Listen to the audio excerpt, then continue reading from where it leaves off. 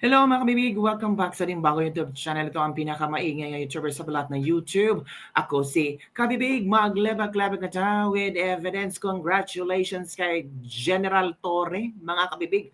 Panalo si Torre kasi promoted siya. Isa si Torre sa mga pinopromote, na-promote ni Pangulong Bongbong Marcos. Sabi ng ilan, na-promote pagkatapos napakulong si PRRD sa ICC. Ala, grabe naman yung mga netizen. Grabe, parang inggit na inggit kay Torre ah. Hindi naman kami na inggit kabibig. Oo, iba lang talaga ang aming pakiramdam kay Torre. Grabe ha, na-promote talaga. Ganun eh. Ganun talaga kabibig. May nagawang maganda si Torre. Sa paningin ni Pangulong Bongbong Marcos, may magandang nagawa si Torre. Kaya dapat bigyan ng promotion. Oh, so tama pala yung mga haka-haka ng mga netizen natin na ay nako, si Torre, ma-promote talaga yan. Oh, tama, na-promote si Torre at ito yung video na kung saan proud na proud at happy si Torre mga kabibig. Opo. Ito wow. Nakasmile Nicolas si Torre Torre. III and family. Diba? Oh. Diba? Wow. Congratulations na Nicolas Torre III. Diba kabibig? Palaki natin. Diba? Okay. Kasama ang pamilya ni Torre. So, huwag niyo i-bash si Torre ha. Nandiyan ang pamilya ni Torre. I-bash mo ang pamilya ni Torre. Congratulate natin si General Torre, mga kabibig. Thank you. Diba, mga kabibig? So, si Torre pa kabibig ay isa si General Torre the third sa mga na-promote sa seremonya ng panunumpa na pinamunuan ni Pangulong Ferdinand R. Marcos Jr. para sa 39 na bagong promote na star-ranked officers ng Philippine National Police na ginanap ngayong araw, Abril 7, 2025 sa Ceremonial Hall ng Malacanang Palace. Oh, 'di ba? Ang swerte ni Torre mga kabibig. Promoted si Torre mga kabibig. Sino bang mag-akala nga na ginawa ni Torre ma-promote siya? Ma-promote talaga yan si Torre kabibig kasi may nagawa siyang maganda. Oh, kaaya-aya. Oh, na sabi ng isang netizen, nako, na-promote si Torre kasi gusto niyang hilain si Pangulong Duterte. Uy, kayo naman talaga. Nahila ba? Hinila ba talaga kabibig? Uy, nako. Wag tayong nega kay Torre ha kasi tingnan niyo diyan di ba? Ang ganda ng ngiti ni General Torre diyan. Congratulations General Torre sa inyong success, sa inyong na-promote ka po. Ito ang sabi ng mga netizen, walang kwentang ranggo kung bayan ay isang taksil ng bayan. Uy, ang nakakahiya yung minura ang Diyos at tinawag na estupido, yun ang taong nakakahiya. Si Pangulong Duterte daw nakakahiya kasi minura daw ang Panginoon. Si Torre daw ay isang hero.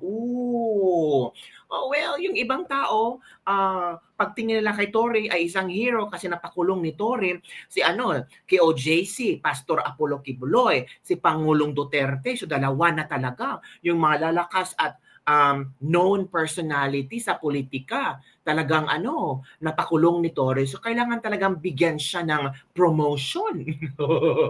Ito pa. Hindi nakaka-proud bagkus nakakahiya.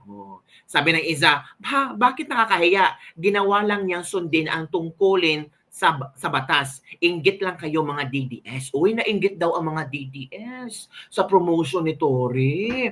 Nako, nakaka-proud si General Torre kaysa sa inyo. Walang ginawa kundi ngaw-ngaw. Masakit sa loob nyo kasi nasa ICC pa rin ang idol nyong masahol pa sa demonyo. Uy, grabe na to si Paula. Kung makapag-comment na masahol pa si demonyo si Pangulong Duterte, hindi niya naalala, 6 na taon siyang nagpakasasa na safety ang buhay niya at during pandemic, buhay na buhay siya until now. 'Di ba? Ito pa, ganda ng suot ni Torre, parang sinusunod. Nadagdagan ang star pero yung kaalaman sa batas, hindi nadagdagan. Uy, grabe naman kayo. So it means walang kaalaman si Torre sa batas. Sabi ni June Torres de Soyo, nadagdagan ang star ni Torre pero ang kaalaman sa batas hindi nadagdagan. Premyo sa kanyang dakilang pagtataksi sa bayan ng Pilipino. Uy, ano daw 'to, premyo daw nito ni Tory mga kabibig. Grabe naman ang mga netizen natin. Pero may naalala ang ating mga netizen na ito kabibig, ito yung ano, sinabi ni Alan Peter Cayetano noong Senate hearing na hindi dumating si General Torre. Itong sinabi ni hindi sakop sa executive privileges si CIDG Director Major General Nicolas Torre III kung kaya't dapat na dumalo raw dapat ito sa pagdinig kahapon at sa sunod-sunod na Senate hearing. Sabi na isang netizen, naku, nabigyan ng promotion pero may supina.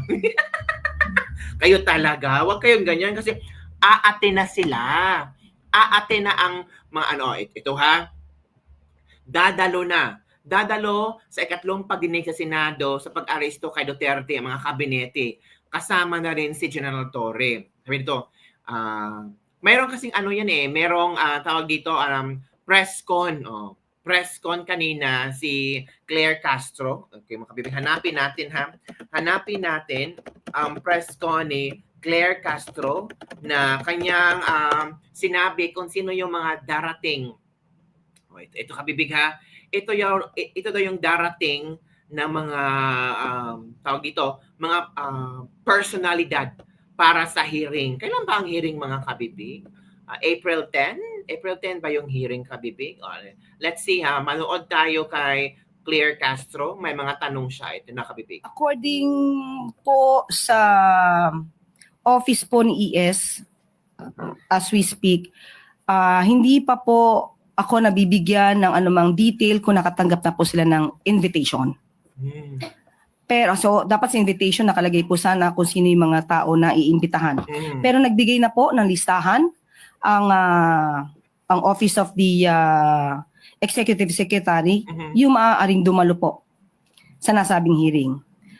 Nakalista po rito si Secretary Jesus Crispin Remulla ng DOJ, Prosecutor General Richard Anthony Fadulion, and Chief State Counsel Dennis Arvin Chan. Makakasama at nilagay din po namin sa listahan si Department of Foreign Affairs Secretary Enrique A. Manalo, Philippine Center on Transnational Crime Executive Director Alcantara, PNP General Romel Francisco Marbil, and General Nicolas Torre. From DMW, si Secretary Hans Kakda. Kasama rin po si Special Envoy Marcos Lacanilao. And from the SEC, Attorney R.J. Bernal and Attorney Ferdinand Logi Santiago. Okay. What led the palace to reconsider? Kung nagkausap man po sila ni Senate President Chis Escudero, binigyan din po natin ng pagrespeto ang kanyang hiling. Kaya provided of course, ito hindi naman din tatalakay sa executive privilege na mga issues. Pero to be clear, ma'am, these officials can still invoke executive privilege during the question and answer, no? Opo. Thank you po.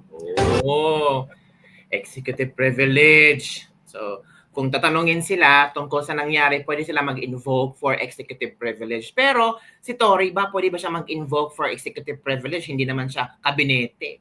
So hindi siya pwede sa sa executive privilege na mag-invoke siya. Okay, mga kabibig. Kasi maraming mga netizen ang gustong balikan muli kung paano ginisa ni Senator Alan Peter Cayetano itong si Tory. So ito, balikan natin ha, yung panahon ng paglilitis ni Senator Alan Peter Cayetano kay Tory. Yung mga video na yun, sir, gabi na yun, sir. Tapos na lahat na yun, sir. Paulit-ulit na lang, inuulit-ulit. No, what I was saying is that ang nakita kong video, yung palabas pa lang sila. And Wag na, pababain natin ang tension, doon na lang sa 250th. okay, so can I just interject one question kay General Torre? So sir, when you read the Miranda rights, did you explain the nature and cause of the crime that he's being accused of? Yes, sir, it is on record and caught on video, sir. Yeah, sorry about I don't know lang kasi about the record, so I'm not doubting you. Yes, sir. Ang napanood ko lang kasi yung standard Miranda rights that Yes, sir. you have. So, how did you read to him yung nature and cause? It's sa warrant or you... Yes, sir. I read it narrate- from the warrant, sir. It From was the warrant. extracted from the warrant by the DOJ. So you read to him the warrant. Around Yes. what time po yun?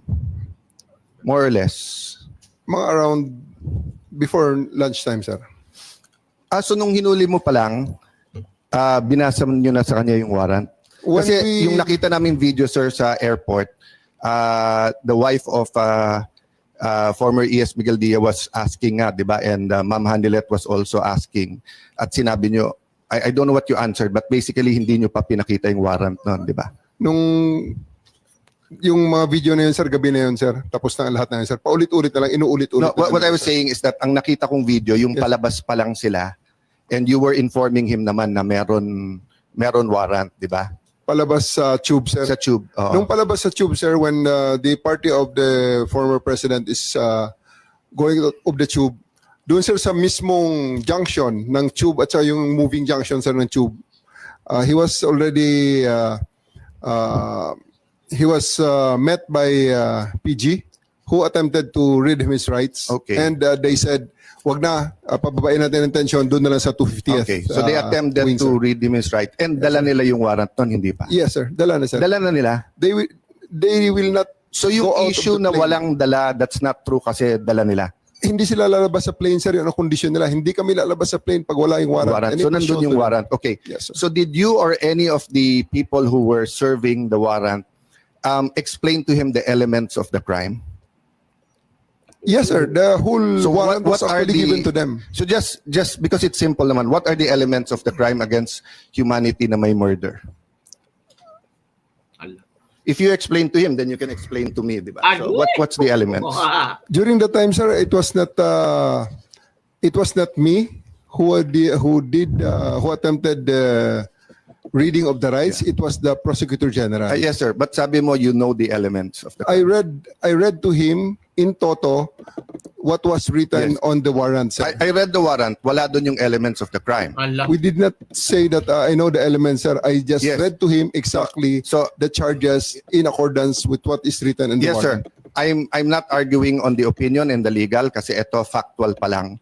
But my point is when you arrest a Filipino citizen for theft, for inciting to sedition, etc., meron po tayong legal maxim that ignorance of the law is not an excuse thereof. So we are, as Filipino citizens, dapat alam natin yung law. Di ba? Correct. So pag inarrest mo yung isang tao, ano yan, bagransya. Sandali lang, sir. Na-repeal na yung bagransya, hindi na bata, ano yan. But I'm arresting you for what? For theft. You don't need to read the elements because alam na ng Pilipino yung nature and yung cause nung theft. But since this is a foreign court, and it's not even in the Rome Statute, yung elements. It was passed later on.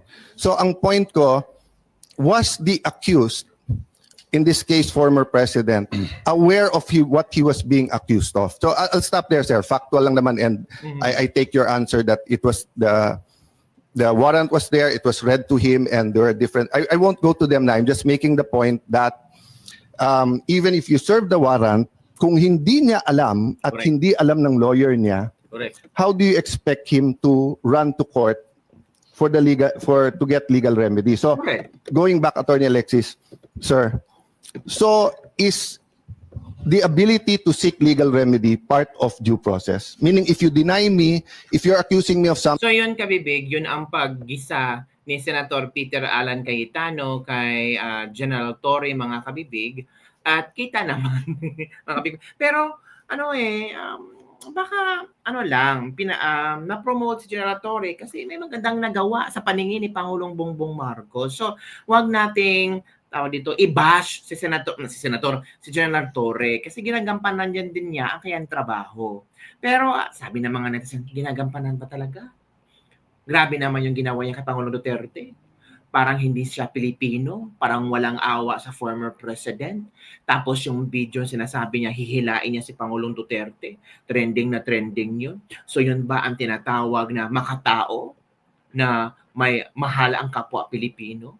O eto, kabibig, may isang video akong ipapakita sa inyo na talagang pinag-usapan din ang videong ito ni General Torre. Nako. Grabe no. Kasi si General Torre palagi nagpapa-interview, 'di ba? Wala nakapagsabi sa kanya, wag ka na magpa-interview ha. Talagang magpapa-interview talaga So siya. yung pupersay na kita pag hindi ka sumunod sa ano sa are you really ready to probably carry? Sinimulan ko na eh. Pinusasan ko na si E.S. Mijaldea eh. Alam nila na seryoso na ako. Inuna ko na si E.S. Mijaldea, pinusasan ko ah. You place him under Oh yes. handcuff talaga. So alam nila na ganun nangyayari sa susunod. Seryoso na ako. Pinakita ko na talaga na pag hindi nila ginawa ito, iisa ang mangyayari rito.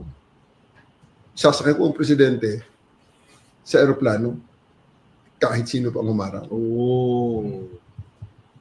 Ilang minuto na naka-handcuff si Midaldea?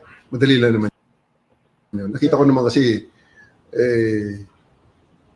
Conche, medyo physically. Isasakay ko ang presidente kahit sino pa ang humarang.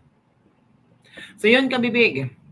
Kaya baka doon na-promote si General Torre. Palakpakan naman natin dyan. Palakpakan naman.